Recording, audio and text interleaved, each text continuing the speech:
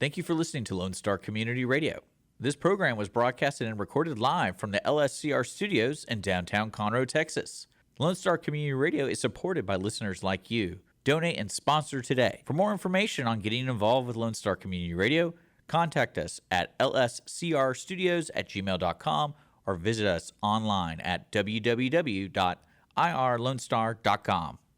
Hey everybody, welcome to Audio Impact, Lone Star Community Radio, Texas Songwriters Alliance. I am your host, Alex Lozano, and before we get started with our special music guest, my good friend Eric Avinger, badass guitar player, amazing producer, just a overall super cool cat. We have shows that we recommend, and let's go ahead and get to those right now. If you like Pink Floyd, you want to check this band out. I've seen them before, Pigs on the Wall. Pink Floyd tribute band at Dan Electro, world famous Dan Electros. And then we have Bree Bagwell live at East River 9. That is a great venue right next to downtown Houston. Then we have Zach Harmon and Keisha Pratt at the Big Easy. She's a really kick-ass blues singer. Nigel Edison live. Don't Know Yet Lounge, which is in Spring, Texas. Still haven't gone to that place. We have Rock Party Pine Market with the Bon Jovi tribute band. Then we have Summer Riot at the 19th hole. That's Serena doing her shows up there at the 19th hole with Bandela Effect, All But One, Johnny and the Hellhounds. And then Saturday, a friend of mine who I've known quite a long time, Tony Vega. The Tony Vega band is going to be playing at the Big Easy. Tony is a really fine guy, really fine musician. I know he used to do some stuff with the Mighty Orc, Das Bros, and a bunch of cool stuff. We got Four on the Floor at Backwood Saloon. Make Music Day in Galveston, which I think is a great idea. I think they're anywhere, corners, venues, tons of venues where they're going to have live music all over Galveston this Saturday. Hooch White Trash Birthday Party. It's going to be over, Birthday Bash is going to be over at Cross Tracks at Ice House there in Spring, Texas. And then Waterway Nights, summer concert series there in the Woodlands, which is free, doesn't cost anything. I got a few shout outs I want to put out there. Joe Garcia over at Houston Music Studios. He's about to open up over in Friendswood. We're working on some really cool stuff. Be sure to follow my new podcast and radio show, Let's Rock with Alex Lozano. Follow, like. Also, we have a new radio show that just started this past Saturday called Rock the Rage. I'm hosting it along with my good friend, Jay Lambrimi. Love you, bro. Every Saturday at 7 o'clock. Here we are with my friend, Eric Avinger. Tell us what's been going on, brother. I know you've been in Austin doing the recording session guy thing. Well, I just try to do more music. I just try to do more. I try to do more music, but I have to eat and sleep. Every now and then, just for a little bit. Yeah, I've been working on a couple of different records with a couple of different artists, and supposedly I have a new record that, I'm supposed to finish and come out. So you get so many projects, you look at it, you say, well, this is impossible, It's like trying to push a locomotive up a mountain, Right. But you go pushing, and then records come out, and then try to keep my playing going. I have my own investigations, into musical instruments and what I'm playing and things like that. And you have to allocate that time because you got so much stuff going on. I mean, it really has to be planned out, everything. Yeah, I got to get up in the morning and make my coffee and go sit on the deck and get my playing in, which is pretty fine, fine. Right. And then it's in front of the computer screen for hours, right, making records. That's what it means to be a musician in 2025. Computers. And a world-class producer, So, yeah, I mean, a lot of people still don't know that you're this wickedly goo-goo producer. They still think you're this urban legend. Oh, Eric Avinger. Oh my God, he's so bad. Oh my God. I know, it's so strange sometimes. I don't really promote. I don't promote my production work. So no, you don't. It's like word of mouth, and so people find their way to me, or not. But I just like the fact that the oohs and the ahs, and it's the fact that you're a buddy of mine and I can call you my friend. I'm like, people just hoe you up in this stratospheric, along with you played with Kenny Codre, amazing guitar player, Mark. Late great Mark May. I mean, just some amazing players. Well, that's one of the advantages of getting old, you know. I mean, you've been doing it for so long, they finally cut you some slack. You know, when you're younger, it's like, oh, you suck, you're no good. Like I'll never forget that when my friend Raza Morano, cool bass player, really cool cat. I forgot all the projects he used to be in, but anyway, when we did that benefit for Pam Jam, I was like, man, Kenny Codre, Eric Avinger, one of my favorite local bass players together. He was so blown away because you're used to playing with a bunch of monster bass players. But if you would have seen the expression on that man's face when I told him that he was going to get to play with you, he was like, Eric, oh my God, oh man, this is, thank you, Alex. I was like, cool. That was a fun show. We should have done more of those, you know. And Kenny has left us, which is just and Roz. outrageous. And Roz, he left shortly after that, didn't he did, like not even a year later. But tell us what you're going to do, music. I know we just been talking about it just the last few days, and you know, whatever you want to do. I know my girl Kimberly. Yeah, he told me, baby, he's going to do some flute action here, so you ain't got to worry about that. Well, I have a track I can play from a live show with a really good band that I used to have, and everyone in that band except for me has departed the planet since then. So, well, you know, it just keeps happening. Right, you know? right. But I could play that. I was going to play some guitar, some solo guitar for you, and I'll play some flute to make all the prettiest girls happy. You hear that, Kim? Well, it makes me happy too. That's right. It does. This is awesome. If Michelle in Germany is listening, well, this is for you too. You know? That's right. And for all the lovely ladies out there, actually. Would you like to hear my live track, or you want me to play some guitar first? Whatever you want. I tell you what. Why don't we play that live track? Okay, let's do that. You got the name? This is called the Mother Song. It's one of my tunes. Oh man, you know. We're big mama's boys over here. I mean. And this is John Mambo Trainer on drums. And if you never heard of him, he is the ultimate legendary Austin drummer. And he's a beast. And Doug Hall on piano, who's like the best pianist I ever played with. And they're no longer with us now? Nope. Just you. The Big C took them out. And the bass player, my dear friend Steven Zirkle, he just went out early this year. And I'm still here. How you like that? Well, they say only the good die young. So. Right. Well, this is called the Mother Song, live in Austin, Texas.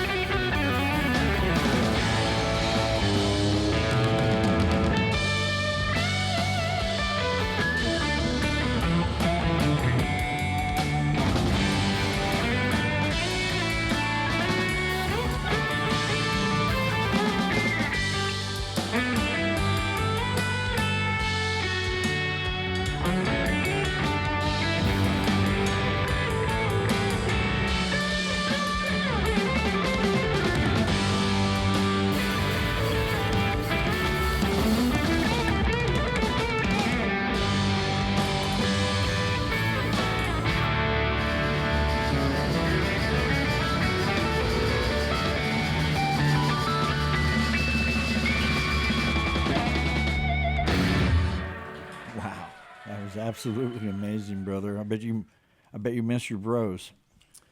I try not to think about the past, but Right. Yeah. Well, But and if you do and you hear that, that's nothing wrong. well, then the past ain't so bad, is it? No, it's not. It Yeah. sounds the past sounds beautiful. What great, Amazing players. Jesus Christ, the players. chops. what great players. Oh. And Elephant Room. Mm-hmm. Elephant Room. Yeah, guys. Named after they had to stop construction of the venue because they found a woolly mammoth bone. So there goes the name there. Yeah, they found a whole woolly mammoth skeleton down in the basement of this building that they had to excavate Right. before they could put the club in. That's funny. You can't make up those kind of stories. Right. Awesome. You gonna what do you want to do next? A little flute action or? Well, no, you can run this thing and question me too, Oh, right. So I know guys, I just want to tell you he is helping produce and he's working with a world-class violin player. What is that name of that young man again? Oh, I'll have to tell you later. Oh, okay. I do some work with classical musicians. Yeah, he's working with strangely, some. Over at Ferenc Eleni, and I've got some kind of classical recording session coming up with a cellist. Okay. It's always interesting, and Is that guitar or flute? well, we'll do a little flute, I think. Yeah, let's do that. I mean, little guitar. What did I say? Guitar, flute? No guitar will work. As long as you do some flute and Kim don't kick my ass.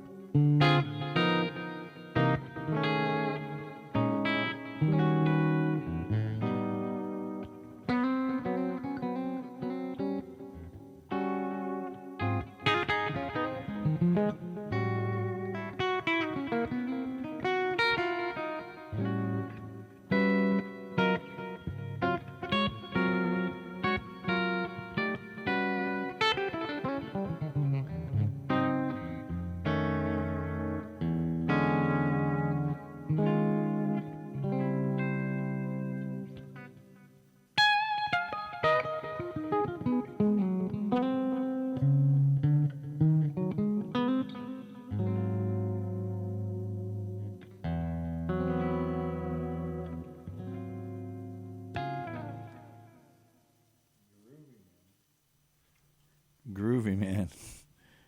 Like that. Little improv. Some serious jazz stuff in there, man. Oh, I do like to mix it all up.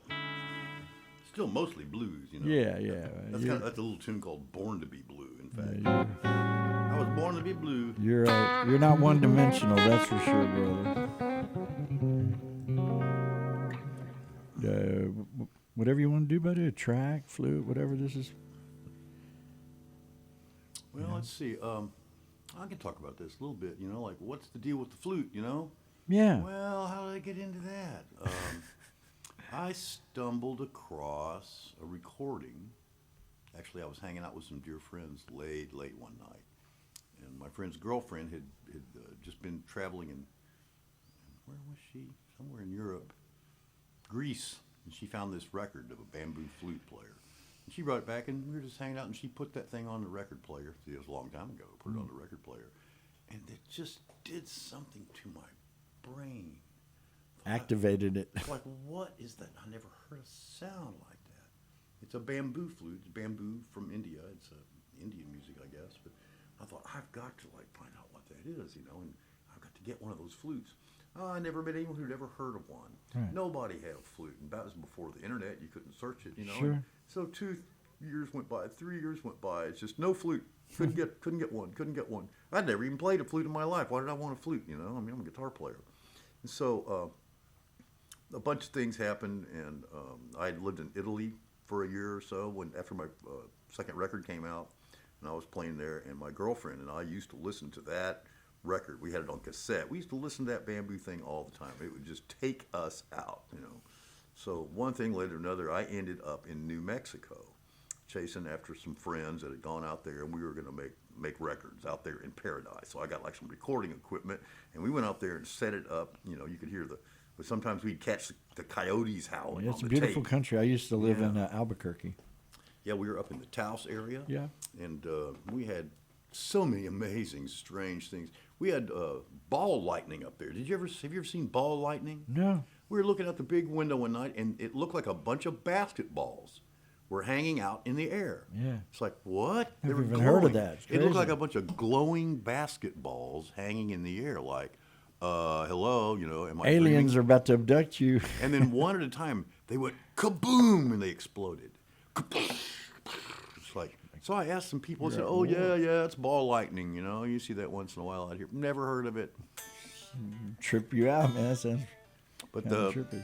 the drummer that we were working with was a guy named Phil Hollenbeck, and he was full of interesting stories. He was a bit older than us, but he, as a process of avoiding the draft during the Vietnam War, he ended up in Canada, and then ended up in England, and then ended up on a train to India. He went through back then. You could travel through Afghanistan and Iran, just no problem. You could just stop off and get something to eat, hang out with some holy men, Smoke some hash. Yeah, that's exactly what they did, And of course he was freaked out because it's like, what am I doing? He's in his 20s and I'm just running from, everything. Running from everything. I had great friends that fought too, Yeah. I mean, it's like, they're, whatever you had to do, Right. But he finally, he's on this train and he didn't even know where it was going. And so he looked at this little flyer and he saw they were going to Benares.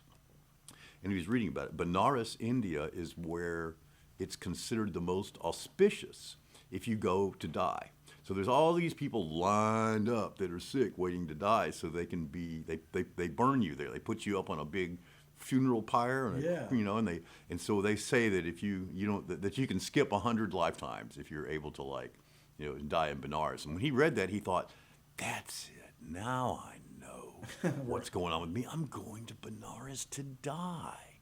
That's what it is. And then he got really calm. About that. Like now I know what's happening.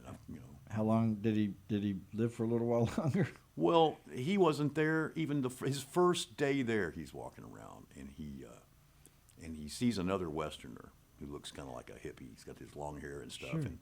and they sort of, oh hey, they're hanging out a little bit, and this guy told him, well, oh, you're looking for spiritual teachers and spiritual masters. There's a guy that gives these talks down over in the street over there. You might want to go give him a listen, And so he goes over there and gives him a listen. You can really stretch this story out. Right. But the reason I'm telling this is like when we were recording at this place in New Mexico, Phil, the drummer, he comes over and he looks over on the desk and he's got this book of like a little self-printed, self-published book of poetry by this guy named Eric Solobaki. Well, Eric Solobaki is the first Westerner he met in Benares, and he was my friend in Houston.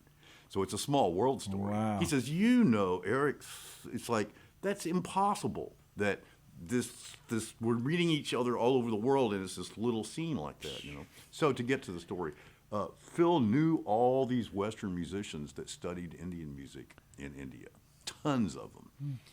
They studied sarod and bamboo flute and sitar and Ravi Shankar or something like that. the people that Ravi Shankar's teacher taught, and his students and stuff. It's a heck of a scene. One day I should tell some of those stories I remember that he told me. Just what an outrageous situation it was there. But one of the guys he knew there at that time was a guy named Steve Gorn. Steve Gorn is considered the best or one of the best Western bamboo flute players. Western meaning white guy. Right, American bamboo flute players. Right. And Steve had a little miniature tour. He was playing in Albuquerque, and he called Phil, and Phil said, "Why don't you come up and play in Taos too?" So they come up and did a little concert in Taos, and I went to that show, and there they were, all in big boxes all over the stage, bamboo flutes. There they are. It's like, gosh. Bamboo overload. Oh, I mean, master grade, made by the best makers in India, bamboo. Those are the instruments that made that sound. Like the bamboo samurai of that. Oh, of absolutely. bamboo flutes. And so I went to Steve, and I said, that's funny. I said, Steve, I'm just like, I've got to be able to, get one of these flutes, so I can, I'm just really drawn to that. Would you help me get a flute? And he told me no. He said, just learn to play the music on your own instrument. No, grasshopper. He told me no. Almost like a master. Like he said, you must earn your flute. He said, no, I won't help you. But he had this student that was traveling with him, playing with him at the time, named Gary Roba. He lives probably pretty good. He lives somewhere in Asia now. I think he's in Taiwan now or something. But Gary said, oh, I'll help you. And I'm going to India in a couple of weeks, and I'll come stay with you in Taos when I get back. So he did. A couple of weeks later, he comes back to Taos, and he stays with me. And he's got this bag full of these killer flutes from these great makers in India. He was so connected. And he hooked you up. Boom, and here it is. And ever since then, flutes were just falling from the sky on me. There's another guy in Maine that makes them who studied with the same guy that Steve Gorn studied with. It's a small world. Like Bruce Lee of flutes. Oh, there's like so many Bruce Lees of flutes. I remember at some point I said, no more, enough, no more flutes. I mean, people came, here, I'll send you 5 of them, and see if you Yeah, can sell them for me. flutitis. It's like, no, I had flutitis on the brain, right? So I did not learn how to play the music much on guitar. I just kind of kept it separate. But I'll play some of that for you and show you how I kind of try to make one move to the other. Try to play some things I play on guitar. I try to find them on flute and things that you play on flute. And Kimberly, this is for you, darling. Okay. Oh yeah. I still just don't know what to make of this instrument. Is there a particular song? Is this a jam or? Well, they play these things called ragas in India. They're not actual songs. Okay. And a raga is not just a scale, but it's also a mood, and it's also the performance. And so it's a different. It's similar to jazz in some ways because it's improvised music when you're working with certain. But it's not like oh baby, oh honey, it's Right, not, they're not like songs. Now there are songs like that in India, like out of Bollywood, Yeah. Yes. They yes. have, so they sort of, it's like a copy of the West in a way. They're copying pop songs and things like that. But the ancient music of India is, it's sort of associated with peace and healing. Although there are also exciting things, that they play, and it's hard to say what it is. It's several hundred years old. Well, brother, I just want to let you know we got 25 minutes to do everything you can do, brother. So give it to us all. Eric Avinger. Okay, let's have a little bunch right here. 1, 2, test. 1, 2. Where'd it go? Hello. Here we are. A little temple sound.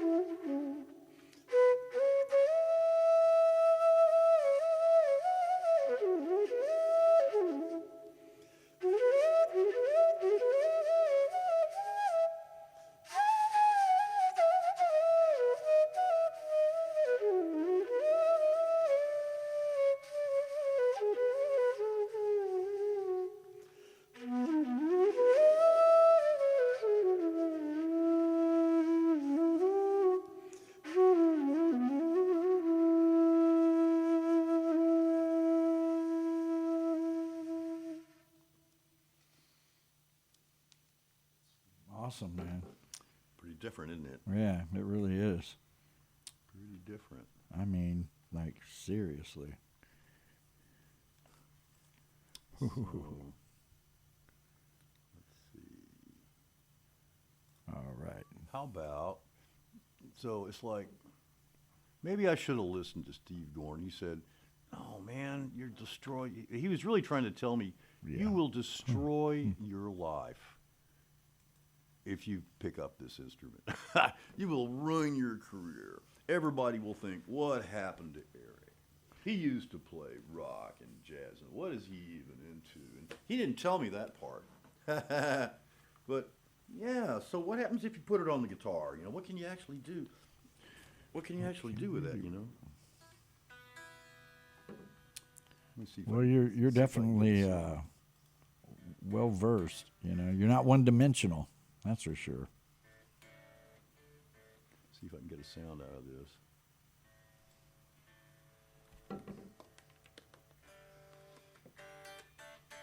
I don't know. I'm not getting the sound anymore. Let me fiddle with this for a second. Yeah, no worries.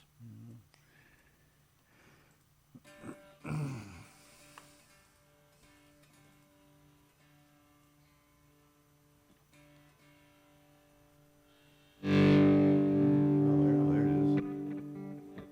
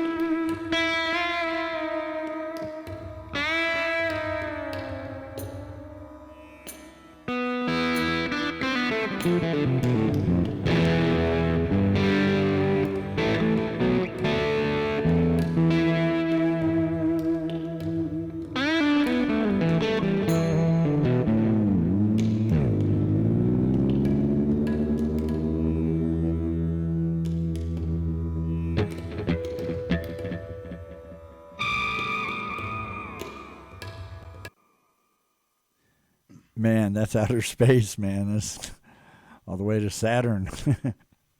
Love it, man. It's pretty fun, And then when I'm tired of that, I'll play some blues, I guess, Right? But I got interested in world music. I thought, well, what are all the greatest musicians in the world doing, and what is that, and what's the best African music, and what's the best, Indian music, and what's the, and you find all these really badass players. Lots of minor different scales. traditions. They don't even think in terms of major and minor, So it's like, well, what's that, And so I started studying that, or checking it out. I say studying it. I used to go down to the Houston Public Library and check out vinyl. And the Smithsonian Institute had this enormous collection of vinyl of where they had gone into the field and recorded all this different music from all the different countries of the world. And so, like, for African music, it's like, well, what do you mean? There's North African music, East African, West African, the South. It's just outrageous stuff. And I don't know why I did that.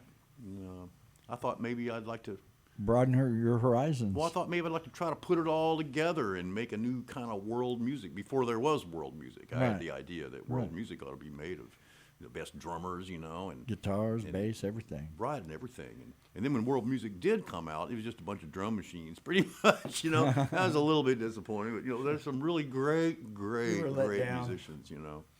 Yeah, I mean, I was young and naive, and didn't realize that everything was just going to be plastic, commercial. Right. Suck the life force right out of it. But that stuff's out there, I mean, Zakir Hussain, who just left the planet fairly recently, I mean, just listen to anything with Zakir Hussain on it. I mean, that's completely authentic, real, original stuff. Absolutely just the best music. It's hard to be original nowadays. Best on the planet. Best on the planet. I don't know that it's so hard, but it's a lifetime, Some people devote their entire lifetimes to it, which is not a rational decision. It's funny when I play with guys that go to school for it, and when they find out I don't know exactly what I'm doing, but they enjoy it. They enjoy it. Like, well, I'm glad you enjoy it. I'm just doing my thing. I'm definitely going to learn some theory before I die, because I think that would probably enhance my plan. I'm sure. Oh, I don't know. That's funny you bring that up. There's a maybe not. There's a guy I work with in Austin who doesn't know any theory at all. He doesn't know anything, but he can actually find some interesting things on the guitar, and he writes this fantastic music. Right. And it's like, if he took the time for a couple of years and studied all that theory and stuff like that, it would probably ruin him. I agree to that to a certain point. I mean, I stay original. But for most people, man, theory's really going to help you a lot. Right. Unless you have your own style. Unless you're kind of some kind of creative, on the spectrum genius, I mean, learn your chords, learn your scales, and then you can kind of get around, and it's going to give you a much larger palette to create with, right? I try to sound as original as I can, so it's tough.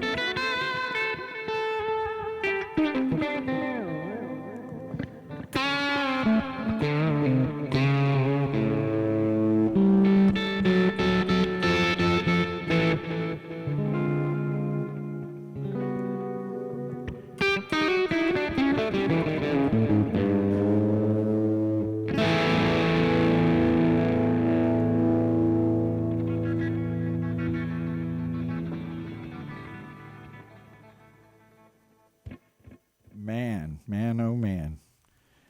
Time sure flies when you're having fun. Digging it, brother. Well, I hope I didn't bore anybody. No, not one bit, man. We got about 10 minutes left. I was thinking, why don't you do... Want some more flute? Man, we got 5 minutes left. Well, how about 5 minutes of flute? All right, that's it. That sounds just right. No, that sounds perfect. Kim, we're trying to get in as much flute And for you, darling. I'll get our drone out on that too, right? Excellent, man. Bending those strings like rubber bands. Like a rubber band. Rubber band man. Can. Hello? Hello? Hello? Oh, here I am. I'm there. You are there. You sound 1, 2. very Mount Olympus sounding. Well, I can put it in a bigger temple. It's like, I don't know.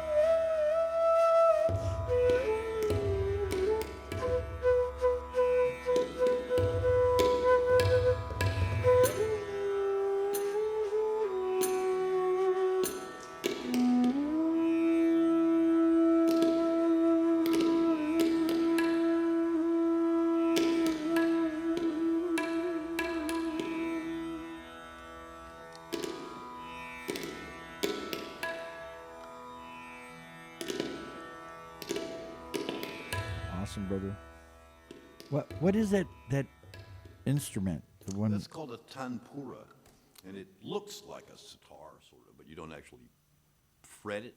You hit the open strings, and it's got this kind of a bridge on it made out of an elephant tusk. That that makes the strings developed in buzz. India or China? Yes, in India. They're one of their instruments. So when you have all four strings buzzing at the same time, it makes like one sound. So Right. people recognize that from old Beatles records when they were using that. Awesome, brother. Stuff, I am so thankful that you were able to come into the studio today, brother. I can't wait to do a podcast in Austin somewhere live.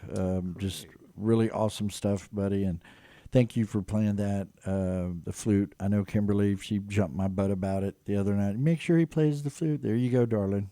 You got it. Anything coming up here? A few words you want to say before you split, brother? What you got going on? Projects you want to talk about? Or I hope I was able to throw something together at the last minute for you. you were. It help was you out, fantastic, brother. Always. I just wish we had a little bit more time. Something we just don't have enough of. Yeah, let's just hang out and play music all night long. Right. We're going to have the Lone Star Community Radio Rockathon. Well, guys, again, go follow, check out, follow Eric Avinger. He's an amazing player. If you want a world-class producer, he's also that, and many more. And a pretty good bamboo flute player. Well, love you, Alex. Thanks for having me and for being a friend. No problem, buddy. Anytime. Now it's time to get some Mexican food. Bye, guys.